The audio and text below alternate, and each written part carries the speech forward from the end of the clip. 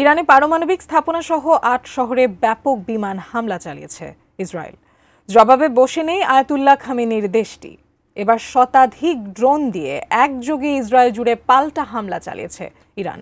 এমন পরিস্থিতিতে ভয়ঙ্কর পরিণতির জন্য ইসরায়েলকে প্রস্তুত থাকতে বললেন ইরানের সর্বোচ্চ নেতা আয়াতুল্লাহ আলী খামেনি।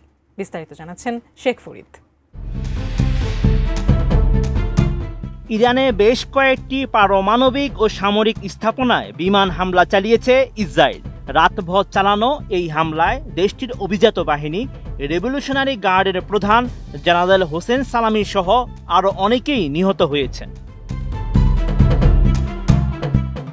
ইসরায়েলের এমন হামলার জেরে বসে নেই রাশিয়ার পরম মিত্র ইরান।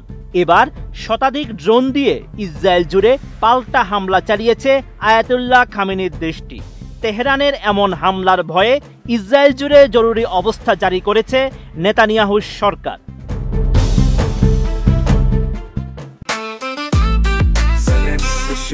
জেনেক্সে শিফট করো, লাইফকে লিফট করো। এই হামলার বিষয়ে ইসরায়েলের প্রধানমন্ত্রী বেনিয়ামিন নেতানিয়াহু জানিয়েছেন, এই হামলা ইরানের পরমাণু সমৃদ্ধকরণ কর্মসূচির কেন্দ্রে আঘাত এনেছে, আর এই হামলা চলবে অনির্দিষ্টকাল। এমন পরিস্থিতিতে ইসরায়েলের উদ্দেশ্যে কঠোর হুঁশিয়ারি উচ্চারণ করেছেন ইরানের সর্বোচ্চ নেতা আয়াতুল্লাহ আলী খামেনি। তিনি জানিয়েছেন, ইসরায়েলকে কঠোর শাস্তির মুখোমুখি হতে হবে, এমনকি ইসরায়েলের জন্য করুণ ও যন্ত্রণাময় পরিণতি অপেক্ষা করছে। 13ই জুন এই তথ্য জানিয়েছে মার্কিন সংবাদ মাধ্যম CNN।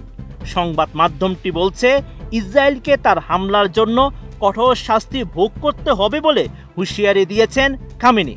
এছাড়া ইসরায়েল ইরানের উপর যে বড় ধরনের হামলা চালিয়েছে তাতে একাধিক শীর্ষ সামরিক কর্মকর্তা ও 6 জন পরমাণু বিজ্ঞানী নিহত হয়েছেন বলে নিশ্চিত করেছেন খামেনি। এদিকে ইসরায়েলের এই হামলার জন্য মার্কিনীদের জড়িত থাকার অভিযোগ এনে তীব্র প্রতিক্রিয়া জানিয়েছেন ইরানের সশস্ত্র বাহিনীর মুখপাত্র ব্রিগেডিয়ার জেনারেল আবুল ফজল শেকারচি। ইসরায়েলকে হুঁশিয়ারি দিয়ে তিনি জানান, মার্কিন সহায়তায় চালানো এই হামলার জন্য ইসরায়েলকে নির্মম পরিণতি ভোগ করতে হবে। নেতানিয়াহু সরকারকে এই হামলার দাঁত ভাঙ্গা জবাব দেবে তেহরান।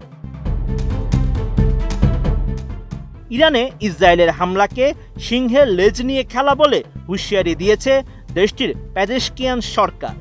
এক বিবৃতিতে তারা জানায়, ইরানে যুদ্ধ শুরু করার অর্থ হচ্ছে সিংহের লেজ নিয়ে খেলা করা।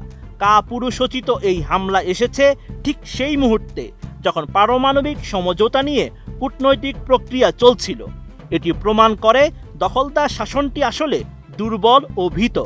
ইরান গত 200 বছর কারো উপর আক্রমণ শুরু করার ইতিহাস নেই, কিন্তু আত্মরক্ষার ক্ষেত্রে তেহরান বিন্দুমাত্র পিছু হটেনি এবং হবেও না।